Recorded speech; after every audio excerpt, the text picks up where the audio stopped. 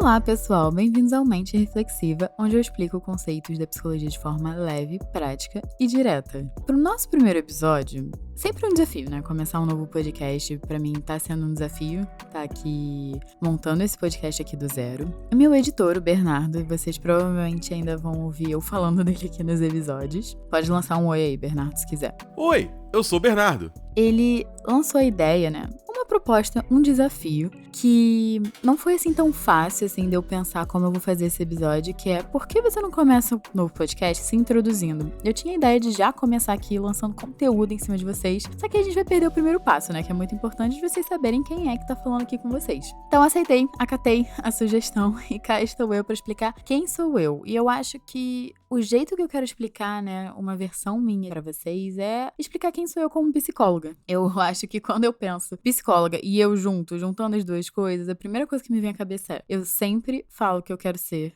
psicóloga ou trabalhar com psicologia desde que eu tenho 14 anos. Não me pergunte por quê. Talvez, analisando meu passado, eu saiba algumas das respostas, mas eu falo desde 14 anos. Eu lembro que as pessoas na minha sala do colégio, na época, falavam que eu tinha cara. Porque eu sempre fui calma, quietinha. Até essa voz aqui, né, que vocês estão ouvindo, é uma voz toda calminha, veludada. Então eu acho que é o estereotipo de psicólogo que as pessoas algumas vezes têm na cabeça, né? E sempre foi minha primeira opção, desde que eu tava prestando o vestibular. Eu cheguei a cogitar uma época meio que comunicação, jornalismo, porque eu sempre gostei muito de ler e de escrever, e eu acho que isso também vai transparecer aqui nos episódios o quanto a leitura tem um papel muito importante, assim, pra mim. Só que eu lembro que meu pai falou: não, vai fazer psicologia e tudo mais, e como psicologia sempre foi minha primeira opção, lá fui eu pra faculdade de psicologia, passei. E assim que eu entrei na faculdade, eu tinha muito claro que eu queria trabalhar na área hospitalar, eu queria ser uma psicóloga no hospital. Não sei se vocês conhecem essa área de atuação, mas existe essa especificidade. E ao mesmo tempo que eu entrei na faculdade, eu tive uma matéria de neurociência e logo depois eu peguei uma eletiva, né, que destravava essa matéria de neurociência, de neuropsicologia, e gente, eu fiquei encantada, porque na época da escola eu era apaixonada por biologia. Eu fiquei na cabeça que eu ia entrar no curso de humanas, que não ia ter nada de biologia, e quando eu vi que tinha essa junção, eu fiquei enlouquecida. Eu amei. Não sei se os meus professores influenciaram também, mas eu gostava muito nas aulas. Sabe aquela coisa que você ouve e você fica vidrado? Eu ficava muito vidrada. E aí, o que eu consegui como estágio, meu primeiro estágio, né? Neuropsicologia hospitalar. Gente, foi, assim, o meu sonho sendo realizado. Eu trabalhei 1 ano e meio num hospital de neurocirurgia aqui no Rio de Janeiro, eu sou do Rio de Janeiro, e pra mim foi muito importante entrar no mercado de trabalho, que eu acho que não só me amadureceu como pessoa, mas me amadureceu muito como profissional, né? Vendo os pacientes, vendo os psicólogos lá atendendo. E eu sempre sou do time que a gente descobre fazendo. Não tô dizendo que a gente não possa parar pra refletir, mas eu acho que muita coisa a gente descobre sobre a gente na prática mesmo. Eu acho que a melhor coisa pra ensinar a gente como a gente lida com as situações são as situações. E por que eu tô falando isso, né? Porque foi nesse estágio que eu tive uma conversa muito importante com um chefe meu da época sobre rotina, quanto se ganha, o que eu esperava sobre a profissão.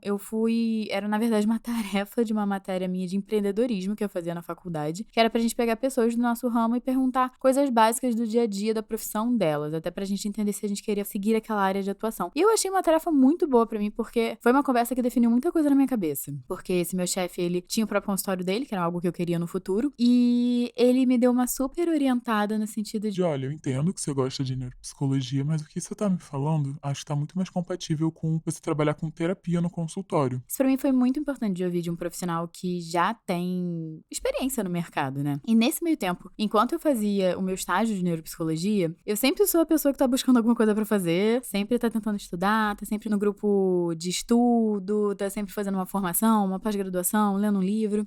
E isso se transparecia muito na faculdade. Então eu sempre tentei procurar palestras extracurriculares, não só pra fazer as horas complementares da minha faculdade, porque eu queria me livrar logo daquilo, como também como uma curiosidade, né? Tudo isso que eu tô falando pra vocês foram, assim, os primeiros períodos da faculdade. Eu tô falando algo como terceiro período, quarto período. Eu comecei a estagiar nas férias entre o meu segundo período e o meu terceiro período. Então, assim, nem no terceiro período eu tava. Então, eu ainda tava explorando, apesar de, assim, quando, gente, eu coloco uma coisa na cabeça, eu coloco uma coisa na cabeça. Então, eu coloquei neuropsicologia, coloquei neuropsicologia hospitalar, lá fui eu. E enquanto eu tava explorando outras áreas, fazendo meu estágio, eu me deparei com uma palestra sobre terapia cognitivo-comportamental, que eu vou chamar aqui de TCC. Não é trabalho de conclusão de curso, tá, gente? É assim que a gente abrevia dentro da psicologia, pra gente não falar o nome dessa terapia imensa. E E eu não sei como, se tiver psicólogos aqui, né, como cada um escolheu a sua abordagem de atuação. Mas eu lembro que quando eu vi uma palestra, sem pretensão nenhuma, tá, gente? Eu nem conhecia a área. E me falaram como trataram do paciente, como fizeram um plano de tratamento, como eles analisavam o psicológico do paciente. Gente, aquilo ali fez pra mim tanto sentido. E depois disso, que eu vi essa palestra, isso ficou no meu radar. Ainda estava fechada com a neuropsicologia, mas eu sabia que a terapia cognitivo-comportamental estava ali. Eu tava olhando ela. Até porque muitos psicólogos que eram neuropsicólogos tinham também como abordagem a terapia cognitivo-comportamental. Então, sempre estava ali permeando os meus meios, né? Essa teoria, essa abordagem. E como eu fui fazendo tudo em paralelo, porque eu acho que a carreira é isso, né? A vida vai acontecendo várias coisas ao mesmo tempo. Nesse meu primeiro estágio também foi um lugar que me incentivou muito a carreira acadêmica mesmo. A gente pegar os dados que a gente tinha, que a gente avaliava os pacientes de neuropsicologia, né? Porque era um hospital especializado em neurocirurgia. Então, a gente analisava eles antes e depois da neurocirurgia. E eu comecei a fazer trabalho em cima disso, eu cheguei a ser coautora de um livro que eles adaptaram. Então foi uma época que me incentivou muito essa questão de acadêmico, vamos lá, vamos em congresso, vamos saber o que é de atualização que tá acontecendo no meio. E foi muito legal, porque eu não só fui, assim, entendendo ali profissionalmente como eu queria me posicionar, mas eu também fui conhecendo várias pessoas que, assim, que estavam a fim de se desenvolver, de começar a carreira, que corriam atrás, e eu achei muito a minha galera. Eu acho que fazendo esses trabalhos extracurriculares, eu sabia que tava fazendo ali quem realmente queria estar ali. Eu fiz amizades que duram até hoje, nesses âmbitos profissionais que eu circulei, porque eu não só fiz esse meu primeiro estágio no hospital, mas depois eu continuei trabalhando com neuropsicologia, mais 8 meses em uma clínica, só que era uma clínica mais especializada para criança e adolescente, e acaba que não é um público que eu me identifico muito em atender. Então, depois de um tempo, né, sobre todas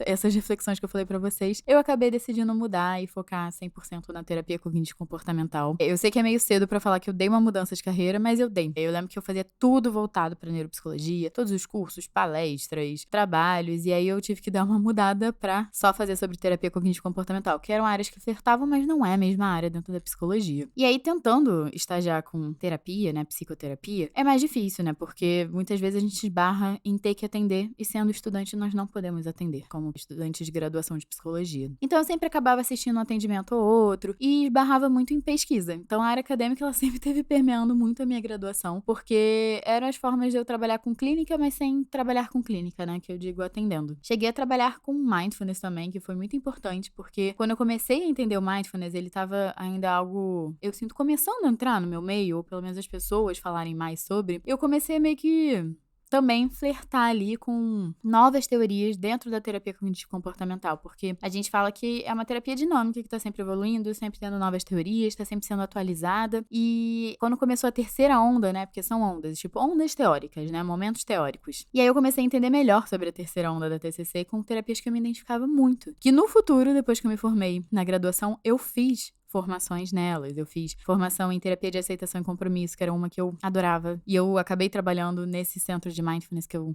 acabei estagiando. Eu também sou formada em terapia focada na compaixão. Atualmente faço uma formação em terapia do esquema. Então, ali foi uma boa porta de entrada pra mim. E eu tô gostando de trazer isso pra vocês, até se você é um estudante de graduação ou você é um psicólogo também, que foi explorando, que eu fui descobrindo áreas que não necessariamente eu achava na graduação, assim, as áreas de terapia cognitivo-comportamental onde eu estudei. Só tinha uma matéria sobre uma professora, que foi quem eu agarrei, assim, e fiquei colada na faculdade, mas não foi só ela que foi quem foi me moldando dentro da área, e eu fui sempre procurando fora da faculdade o que eu não achava dentro da faculdade. Então, foi um período, assim, na minha vida que eu fiz bastante coisa e tava tentando me encontrar. Eu acho que a graduação é muito um momento pra gente tentar se encontrar. E aí, quando eu terminei minha faculdade de psicologia, eu senti que eu tinha explorado bastante coisa e eu tinha entendido que eu queria atender em consultório e na terapia cognitivo-comportamental. Só que qual foi um plot twist muito difícil pra mim de lidar? Eu me formei no meio da pandemia, gente. Mas assim, bem no começo da pandemia, quando a gente ainda não sabia muita coisa. Então, assim, a gente tinha que ficar em casa mesmo. Eu me formei no meio da quarentena. Nem a quarentena flexibilizada era ainda. E uma coisa que ajudou na época, que eu, olhando pra trás é mais fácil de ver, que popularizou o atendimento online. Na época, eu tinha muito aquela visão rígida que eu ia chegar, eu ia alugar meu consultório, eu começar a atender, os atendimentos iam começar devagar. E o mundo online se abriu muito, assim, pra mim nessa época, porque eu não tinha outra opção também. Então, eu comecei a atender online, comecei a me divulgar online, pra eu começar a ver, né, para as pessoas saberem que eu existo, que eu tava atendendo. Só que eu fui logo pra uma plataforma que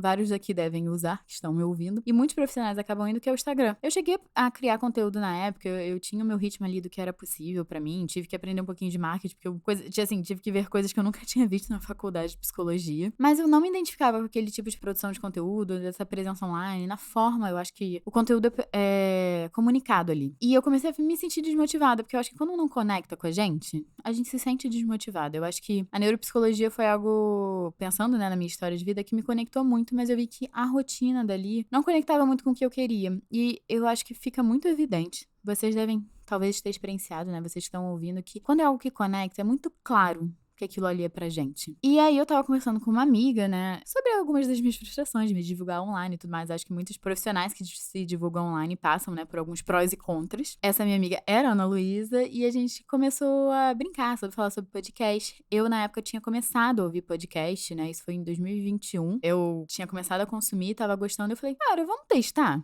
E ela também tava acabando de se formar, também tava querendo se divulgar e encher o consultório dela e fazer marketing. E era uma forma da gente estudar junta, fazer algo junto, uma apoiar a outra, e aí a gente criou Psicologia Sincera. Talvez vocês estejam chegando aqui pelo Psicologia Sincera, se não, fica o convite aí pra vocês irem conhecer o meu outro podcast com a Ana Luísa. E foi uma forma que, nossa, caiu que nem uma luva, gente. Eu não fazia a mínima ideia se eu ia gostar ou não. Eu só fui, na cara dura, e eu me identifiquei muito em estar me comunicando e falando aqui com vocês. Então, Psicologia Sincera deu muito certo no sentido de ter dado o retorno que eu gostaria, de ter me dado um propósito, de estar podendo comunicar a psicologia de forma simples, direta, leve, que nem eu quero fazer aqui com vocês agora nesse podcast, e ver que eu posso ajudar as pessoas também de outras formas, sem ser necessariamente pelo meu consultório. E aí agora chegamos onde estamos um pouco, que é atendo online. Eu me sinto muito realizada com isso, eu faço Psicologia Sincera e gosto muito desse estilo de produção de conteúdo. E agora eu também senti necessidade de ter um espaço meu. E eu espero poder compartilhar aqui muita coisa legal que eu tenho estudado e tenho aprendido, tentando me aperfeiçoar e melhorar como psicóloga. Então tem coisas que eu aprendo que eu olho, eu penso, eu reflito e eu fico assim comigo mesma pensando, nossa, eu nunca tinha olhado dessa maneira, dessa forma sobre essa questão. E é isso que eu quero trazer pra vocês, novos olhares, novas perspectivas e mais informação do que tá sendo conversado dentro da psicologia, porque tem muito conteúdo importante, precioso e que pode muitas vezes mudar a nossa perspectiva diante do mundo, que pode ser muito benéfica. Então, bem-vindos ao Mente Reflexiva, onde vocês vão me acompanhar nessa rotina aí de estudos, de conhecimento, de autoconhecimento e autorreflexão. Espero que vocês possam se conectar com esse conteúdo, tanto quanto eu aqui. E, gente, se vocês chegaram aqui até o final desse episódio ouvindo toda a minha trajetória de carreira, eu vou deixar aqui o convite para vocês comentarem um coraçãozinho azul de boas-vindas aí para mim nesse novo projeto, de desejar boa sorte e também de que vocês estiveram por aqui, vocês deram uma passada se vocês se conectaram e gostaram de me conhecer, tá bem? Então, um beijo aí pra vocês.